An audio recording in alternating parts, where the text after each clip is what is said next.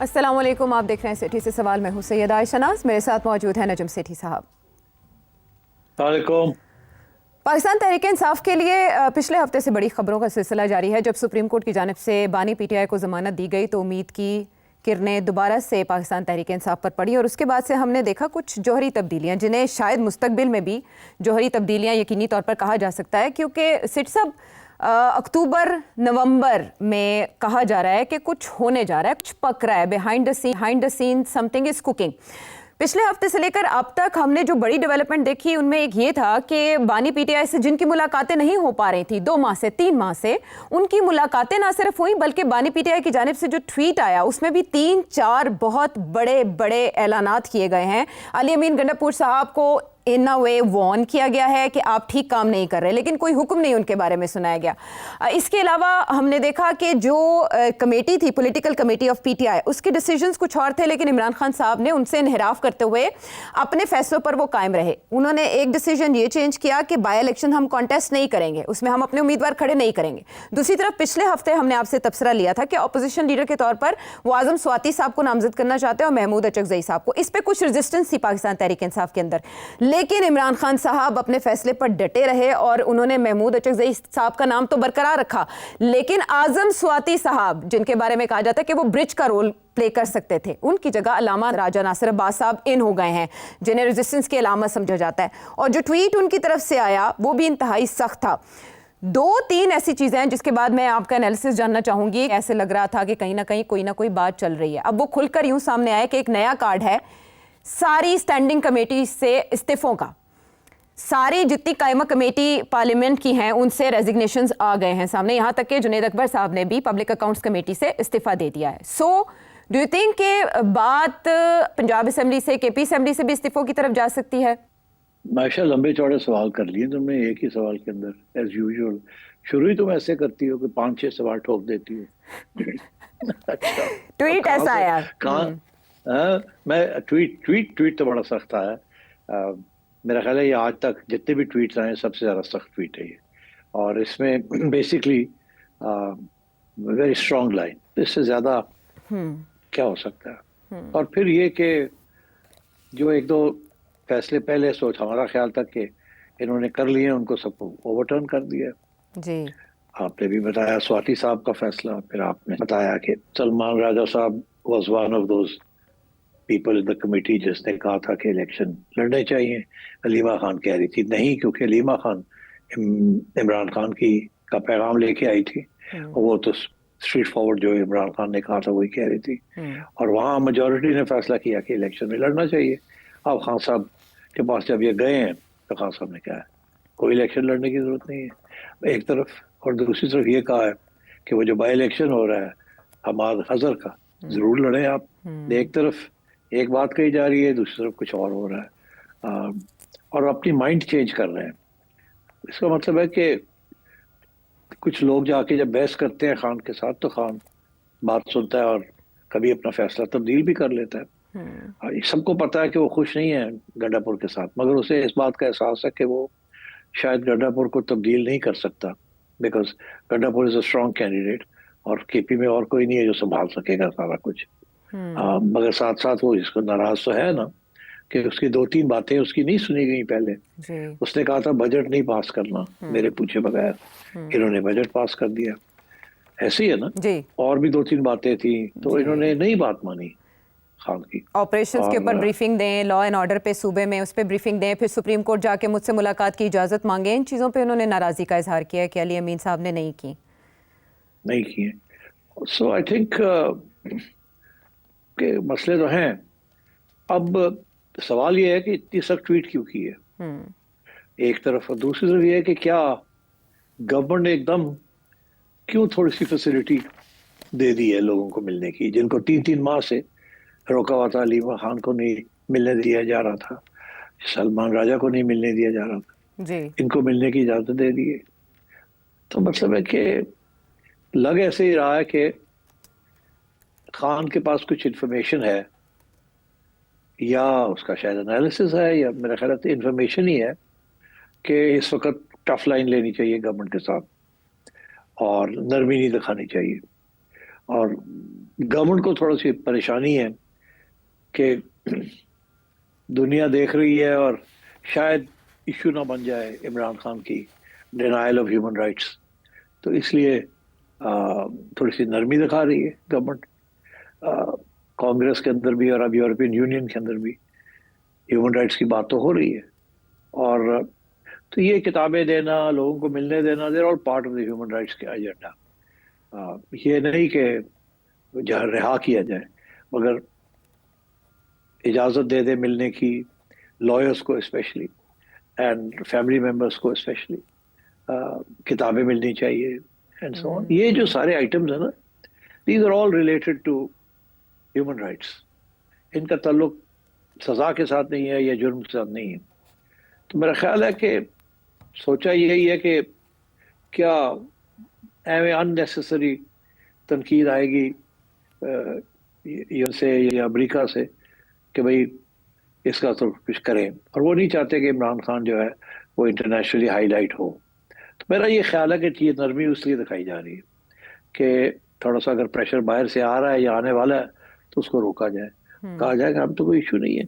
अदालतें देखें ना, उन्होंने बेलें दे दी हैं उधर हमने रोका नहीं है उनको, अपने वकीलों से मिल रहे हैं, केसेस चल रहे हैं, ये हो रहा है वो हो रहा है, कुछ लोग कन्विक्ट हो रहे हैं, कुछ लोग ने कुछ छोड़ दिया जा रहा है।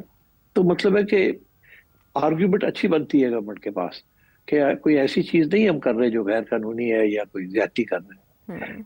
तो आई थिंक इस किस्म की गवर्नमेंट की अप्रोच है, और खान को शायद इस बात का समझ आ गई है कि this is the time to इसको उछाला जाए। अच्छा। इस चीज को, तो इसलिए I think he is using this moment, इस मौके को इस्तेमाल करके वो अपनी जो सूरत हाल है, जो कि उसके बेटे भी वहाँ बाहर लगे हुए हैं, जमाइमा भी लगी हुई है और उनके सारे साथी बाहर है वो लगे हुए हैं। तो आई थिंक ये है, this is what's going on right now. इसमें मैं नहीं समझता कि गवर्नमेंट की पॉलिसी में कोई स्ट्रेटेजिक पॉलिसी में कोई तब्दीली आई है रिगार्डिंग इमरान खान। ना ही मैं समझता हूँ कि खान साहब कुछ नरमी का शो करना चाह रहे हैं कि कमज़ोर हो गए हैं या जेल काट रही है उनको या वो कोई डील करने लगे हैं। अलबत्ता इससे कोई शक नहीं है कि राब्ते हैं, ये मैंने पहले भी कहा था, मैं अभी भी कह रहा हूँ, राब्ते हैं। और राब्ते मेरा ख्याल है गवर्नमेंट की तरफ से भी उनको ज़रूरत है राब्तों की, ताकि बात कुछ आगे बढ़ सके इधर उधर, और उधर खान की भी ज़रूरत है कि बात होनी चाहिए, मगर कैसे होनी चाहिए, क्यों होनी चाहिए, किसके साथ होनी चाहिए, नतीजा क्या निकलेगा, those are all issues for discussion. तो इस किस्म की सिचुएशन लग रही है मुझे। लेकिन मुस्लिम लीग नून का ये मानना है, उनके सीनियर सियासतदानों का ये मानना है कि इस तरह की ट्वीट और इस तरह के लबो लहजे के बाद इमरान खान साहब 14 साल पूरे करके ही जेल से बाहर निकलेंगे।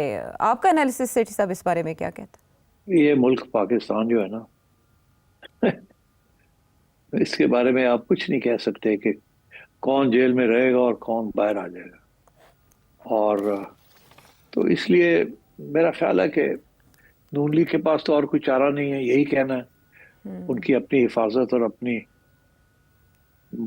फेट जो है वो तो इसी पे डिपेंड करता है कि खान साहब किसी तरीके से साइडलाइन हो जाए या आउट हो जाए, मगर वो आउट होने का इम्कान नहीं है। जब तक खान रेजिस्टेंस कर रहा है और जब तक पाकिस्तान की आवाम उसकी रेजिस्टेंस को खैर मकदम कर रही है, Khan is going to stay as a problem जिसको हल करना पड़ेगा। इसको इग्नोर नहीं किया जा सकता, साइडलाइन नहीं किया जा सकता, खत्म नहीं किया जा सकता, इसको रिजॉल्व करना पड़ेगा इस इशू को। और उसके लिए 14 साल नहीं, इतना टाइम नहीं होता किसी मुल्क के पास भी, स्पेशली पाकिस्तान। इतना कुछ हो रहा है एक वक्त और होता रहेगा आगे, जिस तरीके से वहाँ की रीजन की पॉलिटिक्स अब डेवलप हो रही है। So there's no guarantee of anyone staying in prison or out of prison, anyone ruling for 10 years or 5 years. I am not prepared to take any bets. अच्छा सेठी साहब, जिस तरह आपने कहा कि बहुत सी कॉन्ट्रडिक्टरी चीज़ें हैं, तजाद है, वाकई ऐसा तजाद हमें इस हफ्ते में ज़्यादा नजर आया जब पॉलिटिकल पार्टी पाकिस्तान तहरीक इंसाफ के कुछ और फैसले करती है घंटों बैठ के, और वो इलेक्शन में पार्टिसिपेट करना चाहते हैं, जबकि इमरान खान साहब बाइकआउट की तरफ ही कायम रहता है। और दूसरी तरफ जो नॉमिनेशन सामने महमूदा चकजई की और आजम स्वाति साहब की, उस पर पार्टी एतराज़ करती है, इमरान खान साहब उसमें आजम स्वाति साहब को रिप्लेस कर लेते हैं अलामान राजा नासिर अब्बास साहब से। तो ये जो फ़र्क है, इसकी वजह क्या हो सकती है? इमरान खान साहब को ग्राउंड रियलिटी का नहीं पता, या उनकी उनका जो सोर्स ऑफ इंफॉर्मेशन है वो कोई और है, पार्टी से हटके चलने की पॉलिसी क्या जाहिर करती है? नहीं, पार्टी तो टक्कर नहीं लेना चाहती ना, वो तो क्लियर है। पार्टी तो पहले दिन से ये कह रही है कि टक्कर ना लो एस्टैब्लिशमेंट के साथ, और खान की जो पॉलिसी है वो यही है कि टक्कर लेनी है मैंने। वो तो पहले दिन से वाजे है, इसलिए मैं समझता हूँ कि उसने फाइनली पार्टी को कह दिया कि यार जो मैं कहूंगा वही होगा। आप सब चुप करके कहते हैं ठीक है, जो खान कहता है वैसे कर लेते हैं। Party doesn't agree with him, but party बेचारी क्या करे, इट्स वन मैन शो।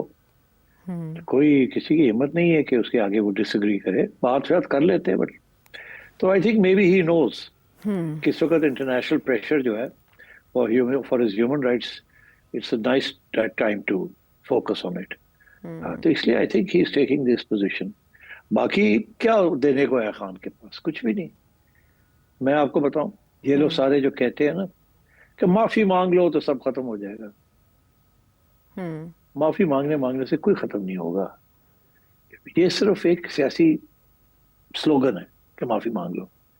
माफी मांगने का ये मतलब है कि आप तस्लीम कर लो कि आपने गद्दारी की है, या आपने सेडिशन की है, या आपने ये सब कुछ किया है। तो जब आप माफी मांग लेते हैं तो देन यू से कि आई एम गिल्टी। यस।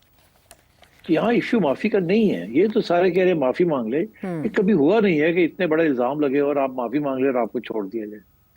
ये तो सिर्फ ये आपको कमजोर करने के लिए ये बात की जाती है कि माफी मांग लो तो ठीक हो जाएगा। ऐसे नहीं है। That's just a political statement. पर खान को पता है इस बात का, तो वो तो कभी भी माफी नहीं मांगेगा। ये जितनी रिलैक्सेशन मिली है, बैरिस्टर गौहर इत्मीनान का इजहार कर रहे हैं, मुलाकात होगी, सुप्रीम कोर्ट से फैसला आ गया, अगले केस की डे टू डे समाअत शुरू हो गई, लेकिन ट्वीट के बाद वो समाअत जो अगले दिन होनी थी वो भी मुलतवी कर दी गई। अब ऐसे ट्वीट के बाद आपको लगता है कि मजीद सख्तियां होंगी या ये रियायत का सिलसिला बरकरार रहेगा? मैं नहीं समझता कि ज्यादा सख्तियां होंगी। रियायत शायद इतनी ना फिर मिले, थोड़ी बहुत मिलती रहेगी, मगर सख्तियां नहीं होंगी। वो ये इसीलिए ना because I don't think the government wants, वो नहीं चाहती कि जी यूरोपियन यूनियन या अमेरिकनों को या इंटरनेशनल कम्युनिटी का लो जी बड़ी ज्यादती हो रही खान के साथ कानूनी तौर पे उसके मुताबिक, मगर एनीथिंग उससे ज्यादा तो वो फिर इशू बन जाता है। तो सेठी साहब, कॉन्फिडेंस की वजह तो आपने बताई और ताज़ा हल्ले की मुमकिन वजह क्या हो सकती है, बट ये अचानक इस्तीफ़ों का कहना और इस्तीफ़े आ भी जाना और फिर बाई इलेक्शंस का बायकॉट करना, इसके पीछे क्या हिकमत है इमरान खान साहब की? देखिए, मैं समझता हूं कि गवर्नमेंट चाहती है कि खान की पार्टी पार्लियामेंट के अंदर कॉन्स्टिट्यूशनल रोल प्ले अदा करे। उसके साथ ये जो सारा सिस्टम है ना, इसको एक लेजिटिमेसी मिल जाती है जी। अगर ये सब छोड़ के बाहर आ जाते हैं तो सिस्टम की जो लेजिटिमेसी है ना वो बिल्कुल क्वेश्चन में आ जाती है। लीडर जेल में है, पार्टी छोड़ के बाहर आ गई जी, फिर चला लें आप अपने आप को। वो तो internationally it become a laughing situation. जी। लोग कहेंगे ये क्या हो गया, लार्जेस्ट पार्टी बाहर बैठी हुई है, ये किस किस्म की जमहूरियत है, ये किस किस्म की ये सिस्टम बनाया हुआ आपने। तो I think Khan wants to, sometimes वो सोचता है कि शायद बात बन जाए, आगे निकल आए।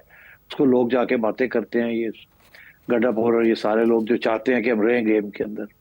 जाहिर है वो गेम से बाहर है, ये गेम के अंदर है। तो ये तो चाहेंगे कि हमारी चीफ मिनिस्ट्रियां रहें, हमारी असेंबलियों में आना जाना रहे, ये लोग वो इनके लिए तो दिस इज इम्पोर्टेंट।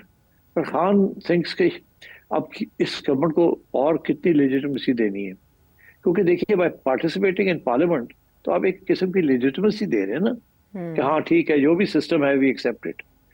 तो मेरा अपना ये ख्याल है कि ये खान जिस तरीके से जा रहा है ना, किसी वक्त भी वो असेंबलियां छोड़ने का फैसला भी कर सकता है। अच्छा, हाँ। और उससे क्या होगा सेठ साहब? उससे फिर यही होगा, दुनिया को बताएंगे कि जी जो पार्टी जिसको सबसे ज्यादा वोट मिला है या जो सबसे ज्यादा पॉपुलर लीडर है वो बाहर बैठे हुए हैं। तो ये किस किस्म की जमहूरियत है पाकिस्तान की। इमरान खान साहब इससे पहले भी ये तजुर्बा कर चुके हैं असेंबली से इस्तीफा देने वाला, और उसके बाद हमने देखा कि किसी ना किसी तरह सिस्टम चला ही लिया गया। राजा रियाज भी आ गए और पीटीआई को रिप्रेजेंट करते रहे अरसे तक। तो अब की बार भी ऐसा ही होगा कि सिस्टम में इतनी सख्त है कि खुद को मेंटेन रख सके? नहीं, देखिए वो जो लोग उस वक्त जब पार्लियामेंट को छोड़ा था उस वक्त इनकी तादाद इतनी नहीं थी जितनी अब है, उस वक्त इतनी पॉपुलैरिटी भी नहीं थी जितनी अब है। उस वक्त एक लेजिटिमेट गवर्नमेंट बैठी हुई थी वहाँ उसके खिलाफ। और ये मुहिम चला रहे थे। तो अब सिचुएशन फ़र्क है, अब तो सब दुनिया को पता है कि किस किस्म की ये गवर्नमेंट है। इस सारी सिचुएशन में जहां लोग बहुत सी कॉन्स्पिरेसी थ्योरीज घुमा रहे हैं, वहां जो शरीफ फैमिली की एक मीटिंग मरी में हुई है, उससे जुड़ी बहुत सी अफवाहें भी ज़ेरे गर्दिश हैं कि वहाँ सब मिलके क्यों बैठे। बज़ाहिर तो ख़बरें कुछ और आ रही हैं सामने कि उसमें सैलाब की सिचुएशन, मुल्क की मजमूई सूरत हाल के बारे में बात हुई, लेकिन सेठ साहब इनसाइडर क्या है? देखिए, ये फ्लड वर्ड के ऊपर कोई बात डिस्कशन नहीं हुई। ये डिस्कशंस होती हैं गोइंग फॉरवर्ड स्ट्रेटेजिक सियासी मामलों पे। मेरा ख्याल ये भी है कि शायद इमरान खान के बारे में भी बात हो गई कि जैसे अभी आपने पूछा कि अगर ये छोड़ देता है, असेंबलियां छोड़ देता है, तो क्या होगा, क्या नहीं होगा, क्या करना चाहिए, क्या नहीं करना चाहिए। इस किस्म की बातें भी जरूर डिस्कशन में आई होंगी। तो I think these are the issues जिसके अंदर इस किस्म की इकट्ठ होती है और वहाँ मुख्तलिफ ओपिनियंस लिए जाते हैं। यह है सेठी साहब का एनालिसिस इस सारी सूरत हाल पे, जिसमें हम पाकिस्तान तहरीक इंसाफ में जो नई ज़िंदगी देख रहे हैं इमरान खान साहब को ज़मानत मिलने के बाद, और उसके बाद एक नए केस जो उनके खिलाफ जिसमें डे टू डे समात शुरू हो चुकी है, वो भी इस ट्वीट के बाद हमने देखा कि मुलतवी की गई। लेकिन मुलाकात के बाद जो इमरान खान साहब की जानिब से मैसेजिंग की गई है, उसके असरात सियासी फैब्रिक पे क्या हो सकते हैं, वो आपने जाना। वापस आते हैं ब्रेक के बाद।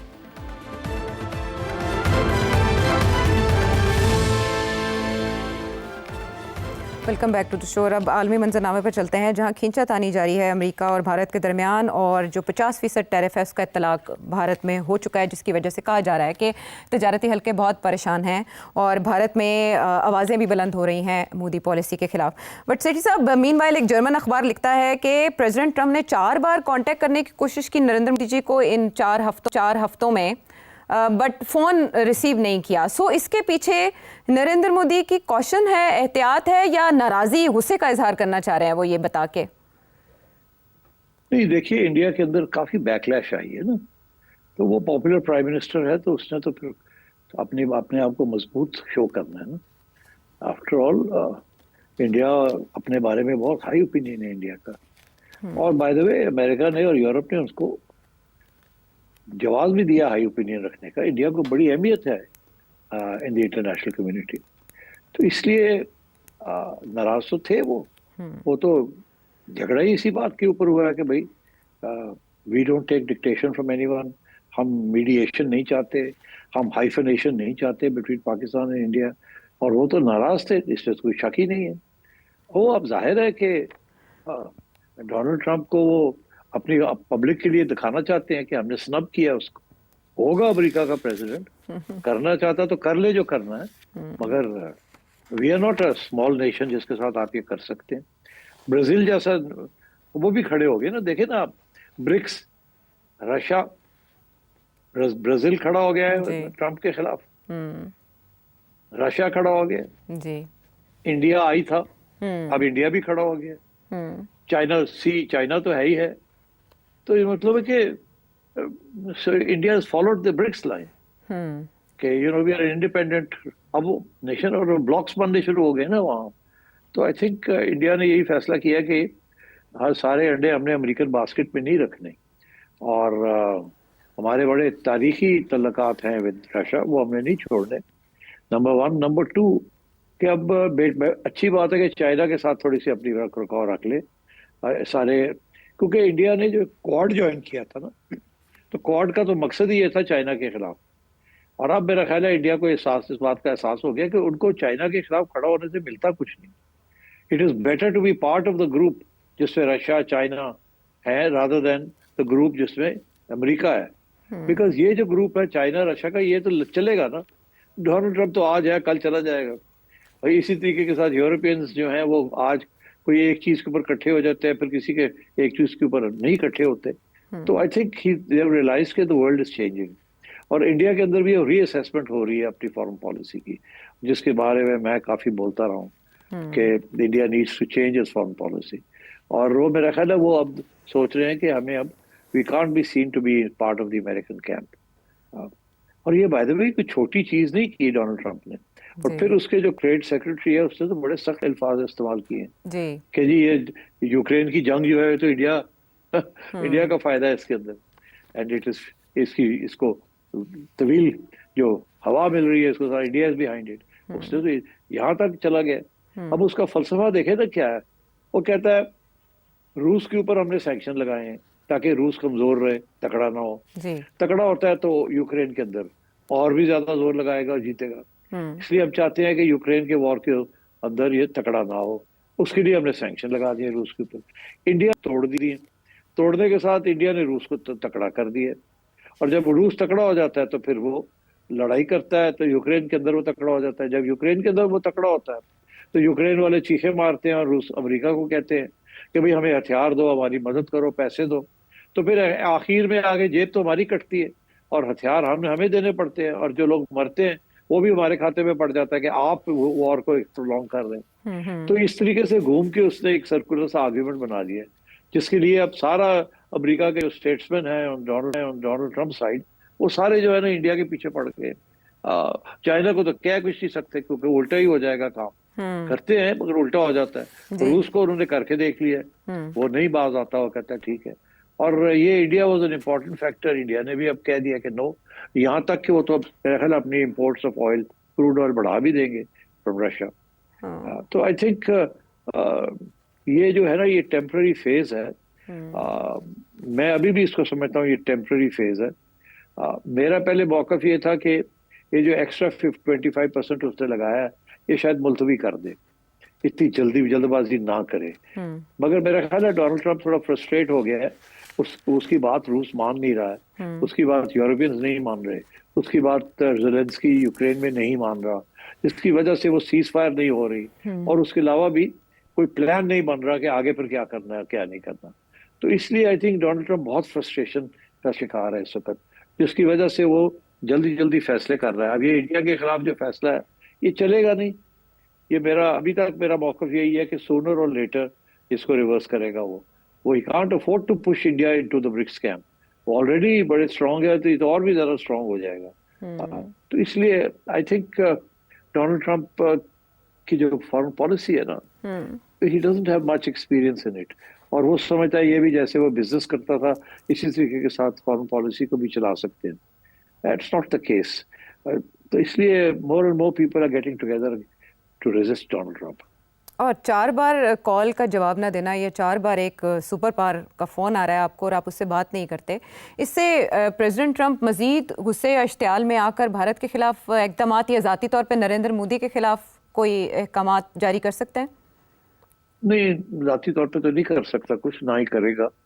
मगर जाहिर है नाराज तो होगा ना कि मेरी बात नहीं सुन रहे, मेरी कॉल नहीं ले रहे। ये तो है, इसमें तो है कोई शक नहीं। और नरेंद्र मोदी ने ये अपनी आवाम के लिए किया है, उनको दिखाने के लिए कि मैं तकड़ा हूँ, I am self respecting, I am we are independent, वो जो पुराना मौक़िफ़ है उनका। तो आई थिंक वो ही वाज वेरी वरीड ना, बिकॉज देखिए ना पाकिस्तान की जंग में हाल ठीक नहीं रहा ना, लोगों ने सवाल करने शुरू कर दिए कि ये क्या किया आपने। उसके बाद जब डोनाल्ड ट्रम्प ने गड़बड़ की तो फिर और ये परेशान हो गए। तो अब इसने अपने आप को स्ट्रांग तो दिखाना है ना, अगर नहीं दिखाएगा तो बड़ा मुश्किल हो जाएगी उसके लिए। सो उसने जल्दी से अबाउट टर्न किया है, चाइना के साथ जाके बैठ गया है। और देखिए उसके लिए तो काफी मुश्किल फैसला था ये, मगर अपने आप को बचाने के लिए इज डन इट। और इसीलिए डोनाल्ड ट्रम्प की बात को अब वो नहीं सुनने के लिए तैयार। और मेरा अपना ये ख्याल है, इंडिया की यही असेसमेंट है कि चलो थोड़ा सा महीना 2 जो है मुश्किल गुजरेंगे, बाद में शायद ये टेररिस्ट जो है विड्रॉ हो जाए। ठीक है, लेकिन मगर निगोशिएशन करने के लिए तो फिर थोड़ी बहुत टफ लाइन दोनों साइड्स को देनी पड़ती है। लेकिन माजी में भी सेल्फ रिलायंस की तरफ इंडिया को जाना पड़ा था नरसिम्हा राव के दौर में, अगर मैं ठीक हूँ तो। अब मौजूदा जो हालात हैं उसमें भी कहा जा रहा है कि भारत में हौसला अफजाई की जा रही है डिफरेंट सेक्टर्स की कि वो मुतबादिल मंडियाँ तलाश करें और बैंक्स को भी खुसूसी पॉलिसी बनाने की हिदायत जारी कर दी गई हैं। तो डोमेस्टिकली इंडिया इस बहरान से निकलने के काबिल हो सकता है, आर्जी तौर पर जो परेशानी वहाँ छाई है? नहीं, देखिए रातों रात तो नहीं हो सकता ना।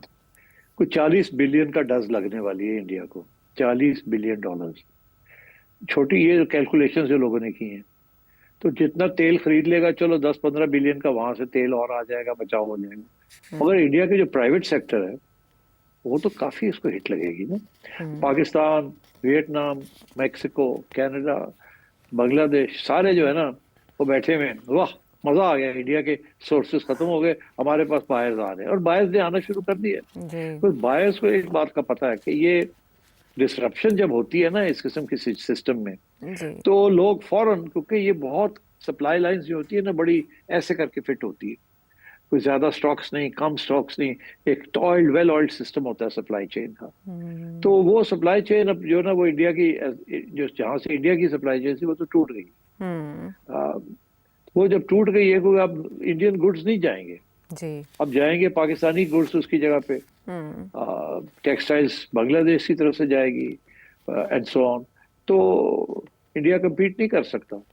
तो आई थिंक इंडिया को लगेगी तो सही डज, हम्म मगर डोंट वरी। मेरा ख्याल है कि इंडिया की जो एक्सपोर्ट इंडस्ट्री है आ, उसको थोड़ी सी डज लगेगी। बाकी ये कि क्या इंडिया की इकोनॉमी को ज्यादा डज लगेगी कि नहीं, मेरा नहीं ख्याल इतना उनको फर्क पड़ेगा। चलो 6-6.5% पे ग्रो कर रहे हैं, एक आध साल थोड़ा कम हो जाएगा, फिर वो डाइवर्सिफिकेशन होनी शुरू हो जाएगी। शॉर्ट टर्म में तो डज लगेगी, राइट शॉर्ट टर्म में तो बिल्कुल वो कम से कम एक्सपोर्ट मार्केट्स जो है ना वो तो हिल जाएंगी और सप्लाई चेन खराब हो जाएगी, इसमें कोई शक नहीं है। टेस्टिंग टाइम्स हैं, टर्बुलेंस है, लेकिन आर्जी है। सेठी साहब के एनालिसिस के मुताबिक बहरहाल ट्रम्प की ने भारतीय सरकार को हिला के चकरा के तो रख दिया है। वापस आते हैं हम प्रोग्राम में एक ब्रेक के बाद।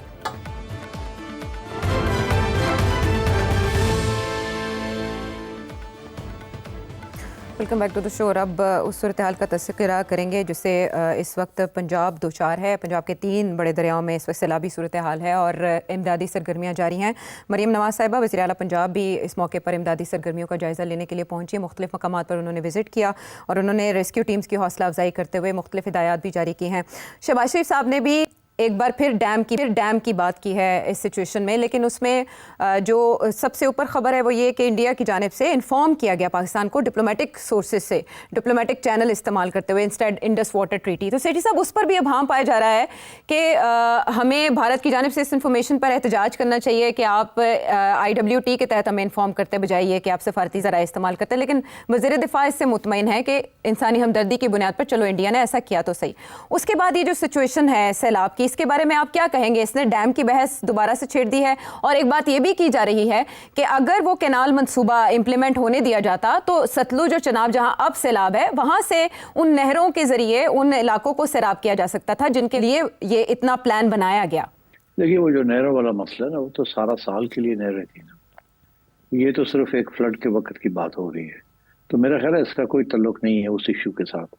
वो इशू सिंध का एक पुराना इशू है कि पानी को सारा साल अगर आप वहाँ से पानी लेंगे, specially in the winter months, तो सिंध का पानी कम हो जाएगा एंड सो ऑन। इस किस्म की इश्यूज है वो।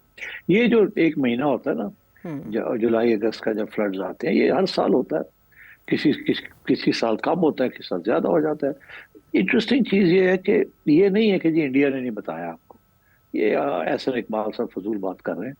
बात ये है बेसिकली कि आपने कोई तैयारी नहीं की हुई इस मसले को हल करने के लिए। क्लाइमेट चेंज आप स्टडी करते हैं मगर आपने फंडिंग नहीं की उसकी, आपने कोई रेजर्वायर्स नहीं बनाए, आपने कोई डैम्स नहीं बनाए, आपने अब किया क्या है?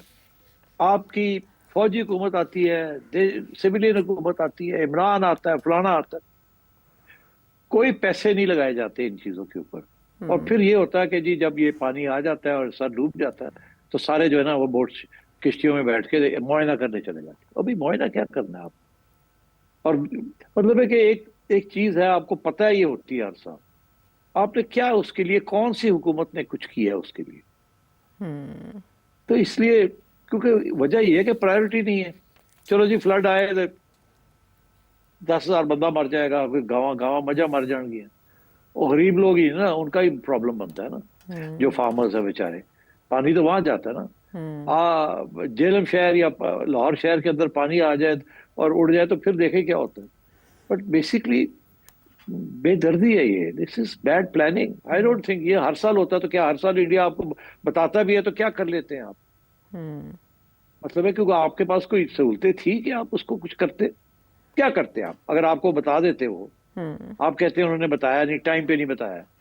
तो आपको पता नहीं है कि ग्लेशियर्स मेल्ट कर रहे हैं, सारी दुनिया की वार्निंग्स आ रही हैं, वेदर रिपोर्ट्स आ रही हैं। ये क्या बात हुई कि जी वो ढूंढ रहे हैं कि किसी और के ऊपर डाला जाए? नहीं, आई एम सॉरी। ये बेसिकली जो आपकी है एंड प्रोविंशियल गवर्नमेंट्स, ये कभी भी इन्होंने इस इशू को तवज्जो नहीं दी। एक तरफ हमें कहा जाता है कि Pakistan is one of the most water starved countries. Water starved country से मुराद ये है कि पानी की शॉर्टेज है पाकिस्तान के अंदर, जी। ऊपर से फ्लड्स आ जाते हैं। एक तरफ शॉर्टेज है, दूसरी तरफ फ्लड्स है। तो क्या इसको मसला हल नहीं किया जा सकता? अगर कोई लॉन्ग टर्म थिंकिंग हो तो आप रिजर्वर्स बना सकते हैं, टैंक। आपको पता है ना, ये पूरे प्लान बने हुए हैं, बहुत से ऐसे प्लान्स बनते हैं, मगर आप एलोकेट नहीं करते। आप सड़कें बना देते हैं, रिजर्वायर्स नहीं बनाते।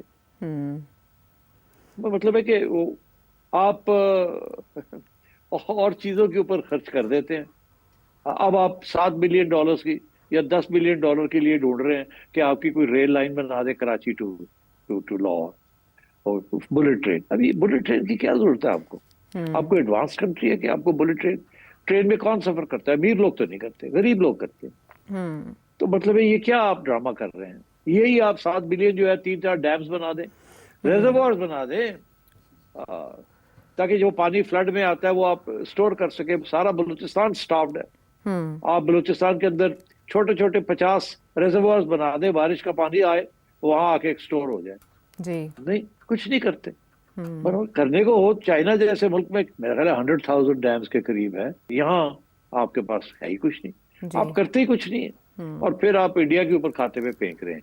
अभी इंडिया ने कुछ नहीं किया जो कर सकता है वो। उनको भी पता है कि ये बहुत सेंसिटिव इश्यू है और सोच समझ की बात करनी है।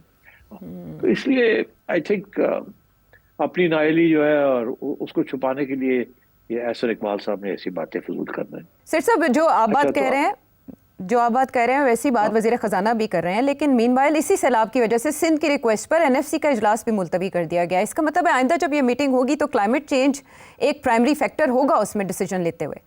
नहीं, होना चाहिए। देखिए ना, मतलब ये they don't discuss climate change. Climate change के साथ जो कुछ यहाँ हो, हालात आगे होने जा रहे हैं, उसकी तो तवज्जो ही नहीं है। बातें सिर्फ हवा में। अब ये औरंगजेब साहब ने जो बात कही है ये बहुत सिग्निफिकेंट है। देखिए, जब भी फ्लड्स आए थे ना, जब फ्लड्स आते हैं तो लोग कमिटमेंट कर देते हैं, इंटरनेशनल कम्युनिटी। जब 2005 में मेरे ख्याल आए थे, बड़े लोगों ने हमेशा जब फ्लड्स आते हैं तो कमिटमेंट्स मिल जाती हैं आपको कि हम इतने पैसे देंगे आपको, आप प्रोजेक्ट बनाएं, बताएं आप क्या करेंगे हमारे पैसे के साथ। ये वो औरंगजेब कह रहा है। 2022 में भी प्लेज किया गया था ना, $10 बिलियन पाकिस्तान के लिए। 11 बिलियन। तो इन्होंने क्या किया? प्लान ही नहीं बनाया। कोई बना के आगे पेश करो कि हम ये करेंगे, पैसे दें हमें, हम ये रिजर्वर बनाएंगे, ये करेंगे। नहीं। तो बात ये है कि बेदर्दी है, दे डोंट केयर, इसलिए वो और चीजों में लगे हुए हैं। It's bad planning, it's negligence, it's बस मैं आई गेट अपसेट। इतनी ज्यादती है ये अवाम के साथ और मुल्क के साथ, हमारा हुक्मरान तबका जो करता है। यानी ये मसाइल नए नहीं हैं, लेकिन उनसे निपटने के तरीके भी पुराने हैं, जिसकी वजह से हमें बारहा और बार बार उसी नौइयत के मसाइल का सामना करना पड़ता है। और जब मुसीबत या आफत आती है तो फिर से हम लकीर पीटते रहते हैं। इसीलिए वज़ीर ख़ज़ाना औरंगज़ेब कह रहे हैं कि हर शोबे में तंजीम नौ की ज़रूरत है। प्रोग्राम में कोई और सवाल आप पूछना चाहें तो नंबर आपके सामने है। अगले प्रोग्राम तक के लिए इजाज़त।